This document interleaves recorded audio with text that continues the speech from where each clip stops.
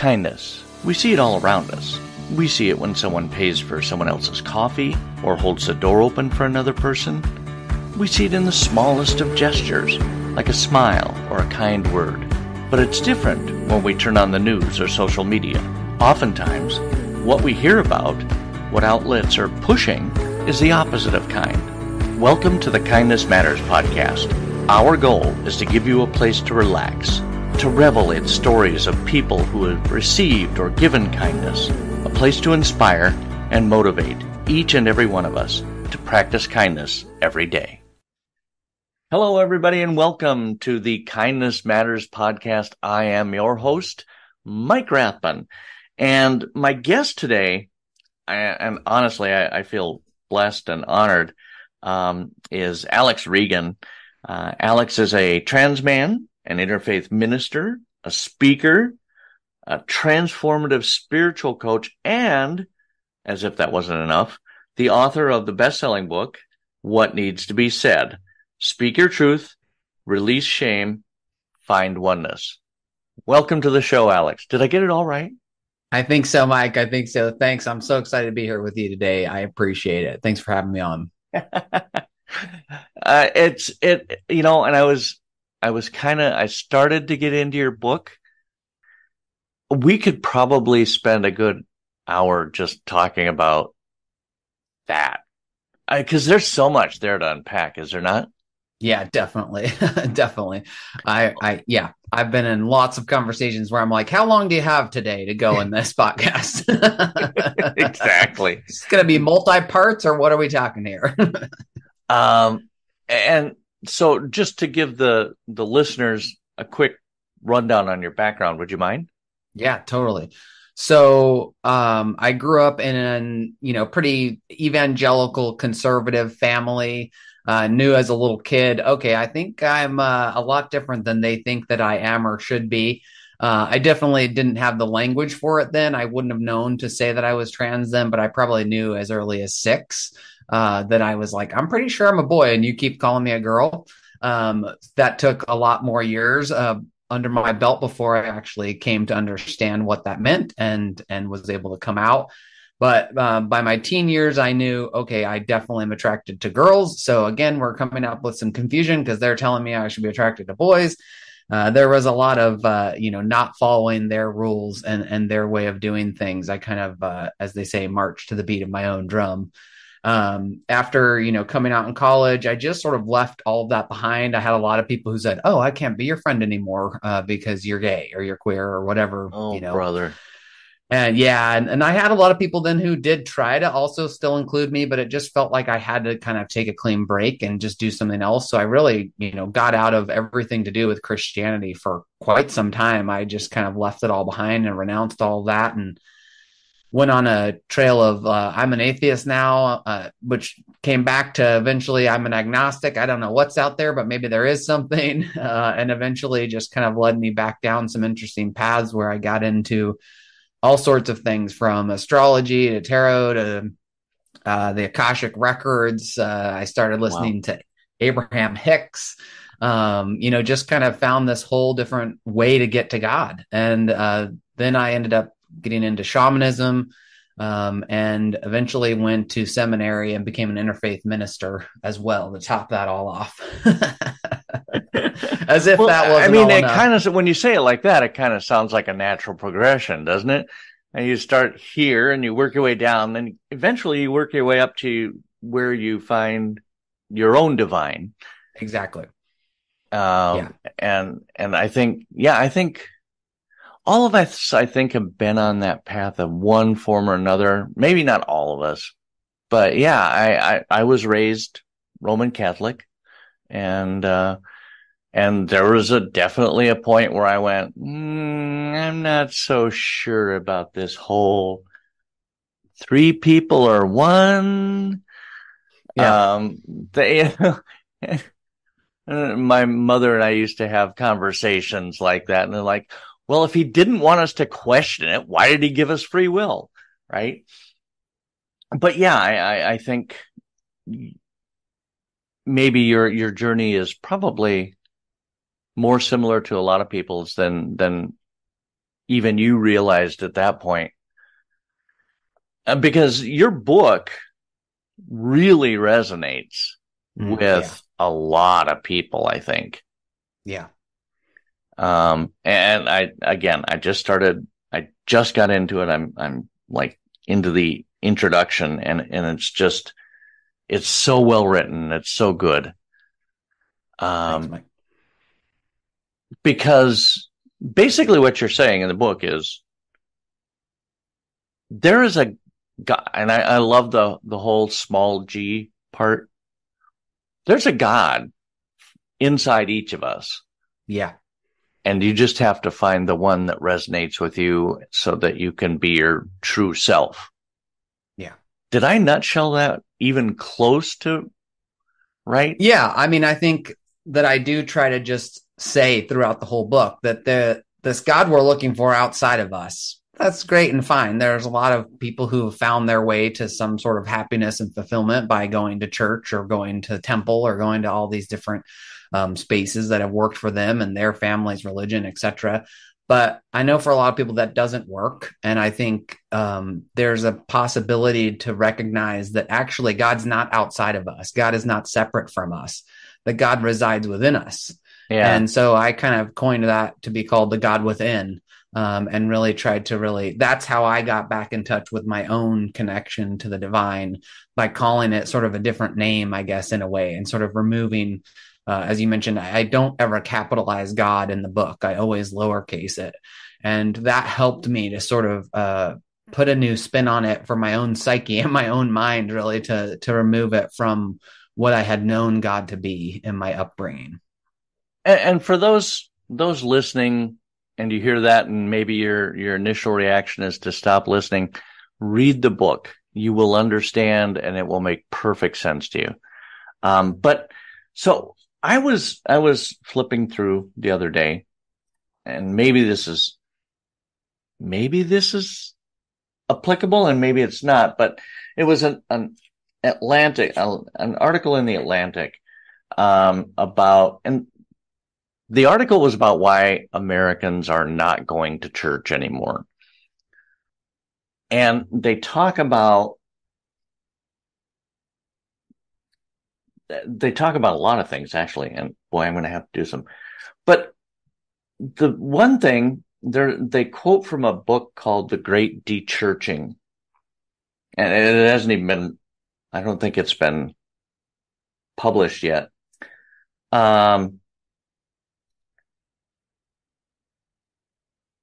And what they found, and yes, that we hear a lot about abuses in the church. Southern Baptist Convention certainly has their share of that, and of course the Roman Catholic Church has their share of that. But that a much larger share of the people surveyed indicated that they left the church for more banal reasons, and that the defining problem driving out most people who leave is just how American life works in the 21st century. And I'm quoting right from the article here. It says, contemporary America simply isn't set up to promote mutuality, care, or common life. Rather, it is designed to maximize individual accomplishment as defined by professional and financial success. And there was even a line in there that I really liked, and apparently I didn't. The problem in front of us is not that we have a healthy, sustainable society that doesn't have room for church. The problem is that many Americans have adopted a way of life that has left us lonely, anxious, and uncertain of how to live in the community with other people. And I think that goes a lot towards this lack of kindness that we see in the world today. Have we just gotten, I mean, certainly COVID didn't help, right? Because we all had to stay away from each other. Yep. Did we, over the period of 1 or 2 years, just go, I hate everybody, and I'm not going to be nice to anybody anymore? I mean, I think in some ways that amplified a larger problem that's been happening for some time now. If you think about who we were, even 100 years ago as a Mm, community, but if you go back further and further than that, we're a people that is built to be in, essentially, we're animals. We're built to live in packs.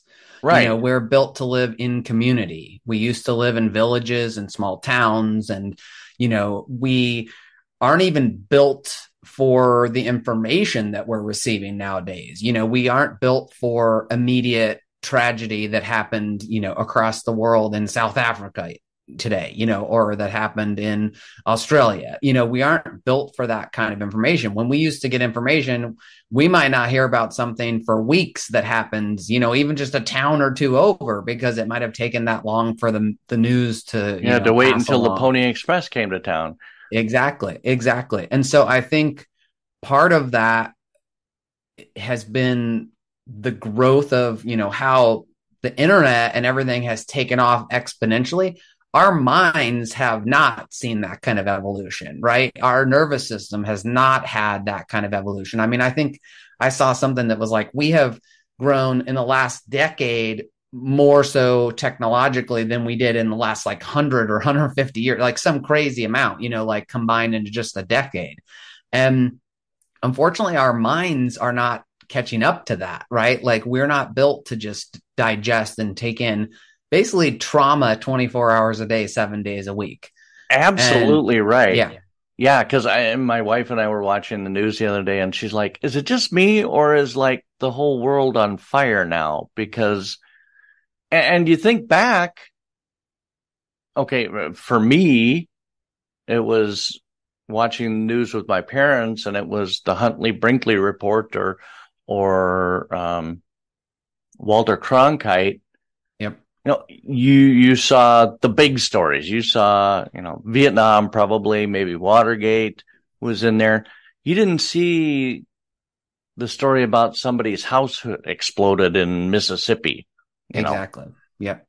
And that you're absolutely right. I think that just that level of trauma 24/7, has it hardened us, do you think? Or just made us, I don't know.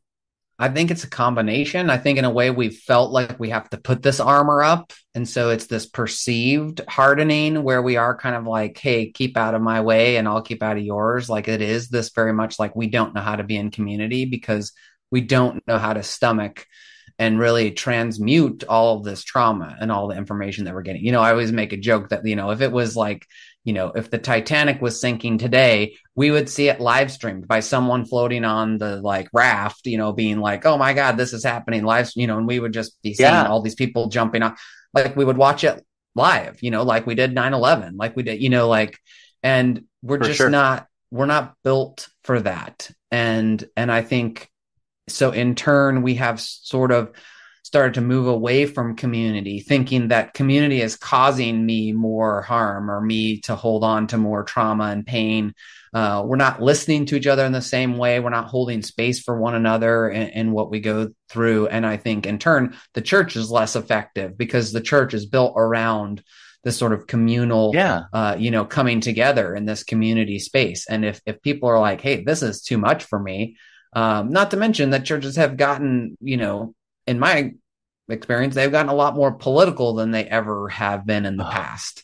yeah. And that's a real shame to see because that space, it doesn't belong there.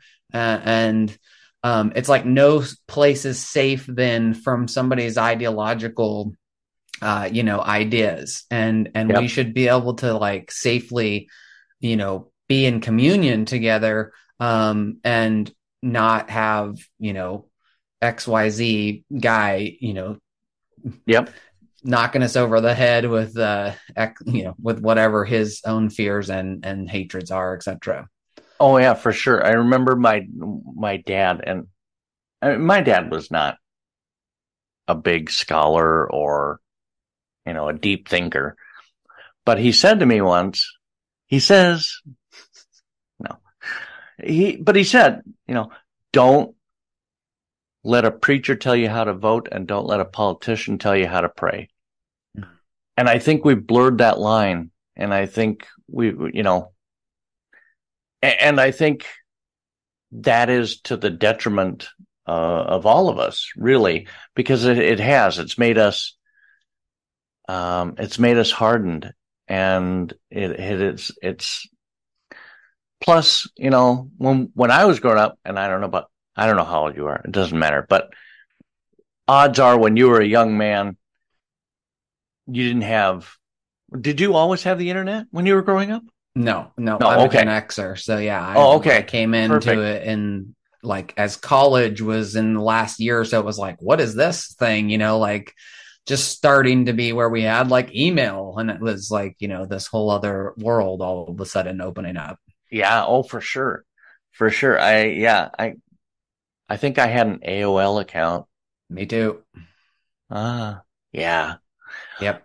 And I think the rise of that, and this goes along with what you were saying about the technology, is that it has allowed people to anonymously act out and speak out their most primal stuff, for Yeah. better or for worse.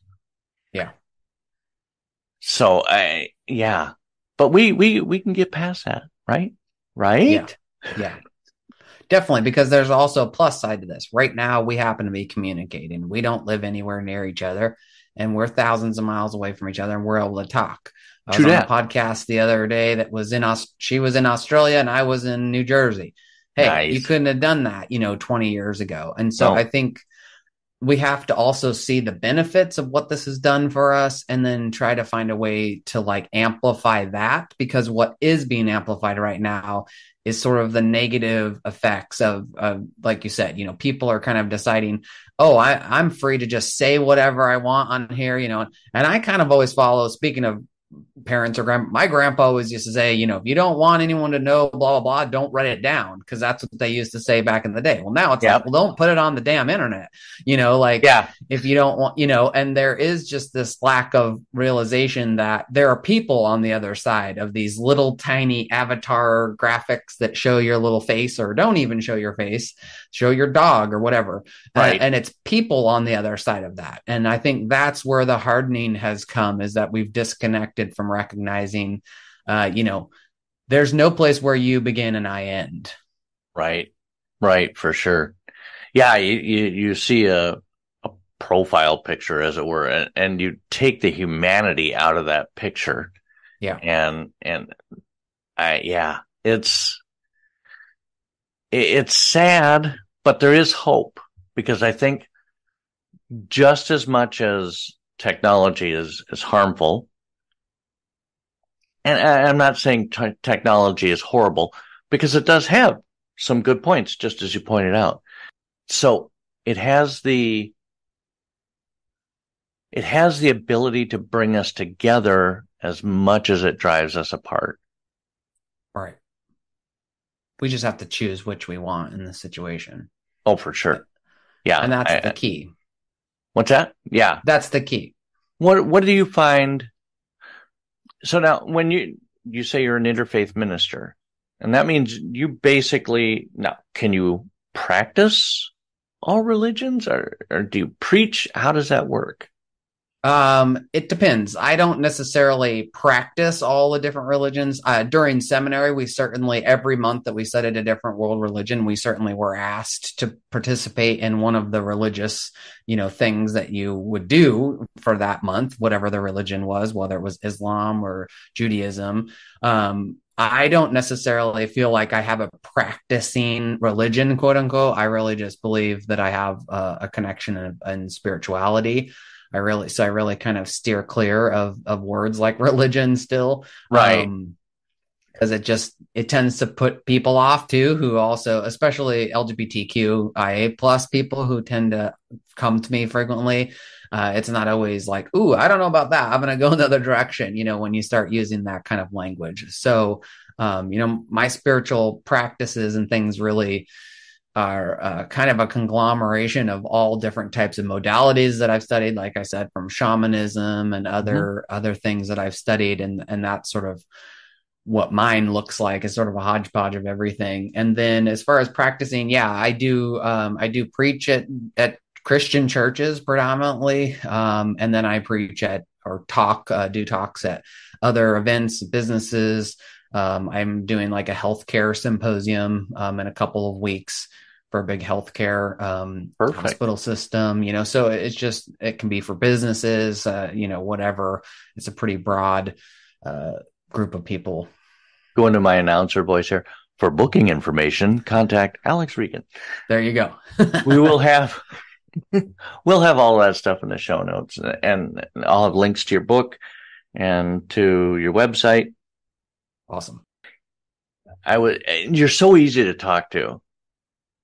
I mean, I got this from a review of your book, and it's so true because you and I have talked a couple times. Yeah. Everyone should have an Alex in their life. Do you know who said that?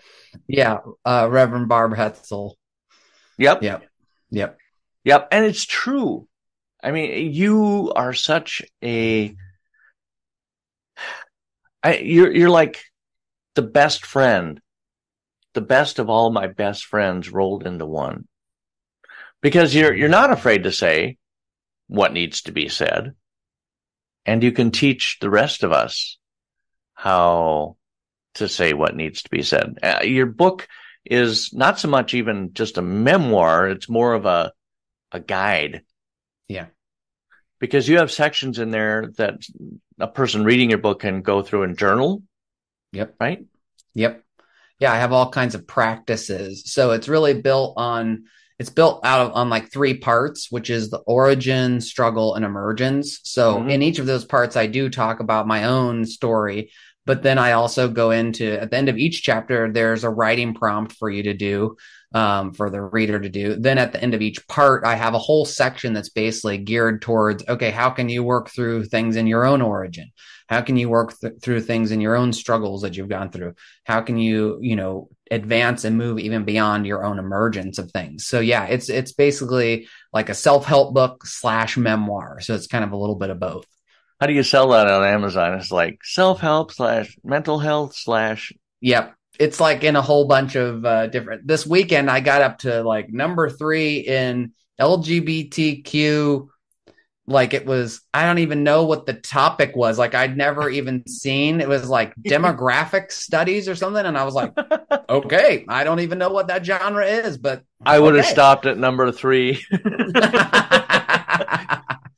I think the furthest I've been up with any of my books on Amazon is, I think I was like 1900 worldwide on something or other. I don't know what it was.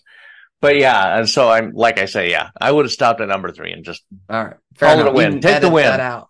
Take the win, Alex. I'll take it. So yeah, I as hateful as the world has become, I think we have hope, and if each of us strives to be better people, and one way to be a better person is to read What Needs to Be Said. What Needs to Be Said, Speak Your Truth, Release Shame, and Find Oneness. And that's how you can be a better person.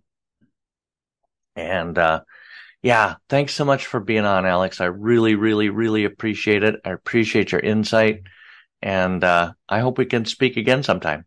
You got it. I'd love to be back anytime. You just let me know. Thanks for having me so much. I appreciate it. Fantastic. Take care. We'll talk.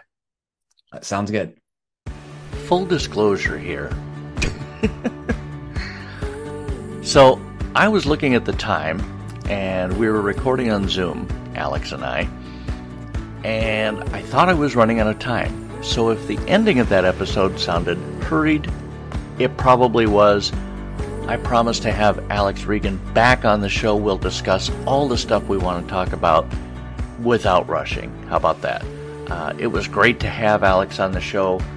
A lot of great insights from a man who has seen, I'm sure, more than his share of hate, and yet he remains optimistic and hopeful. So I think that's my one takeaway from this entire episode.